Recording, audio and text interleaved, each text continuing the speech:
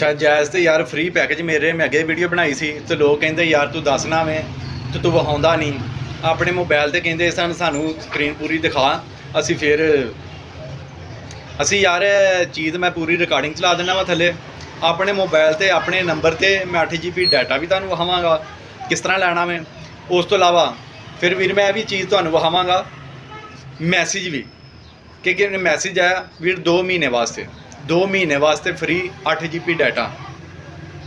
8 GB data ਵੀਰ 2 ਮਹੀਨੇ ਵਾਸਤੇ ਫ੍ਰੀ ਨਾਲ 50 ਮਿੰਟ ਡੇਲੀ ਦੇ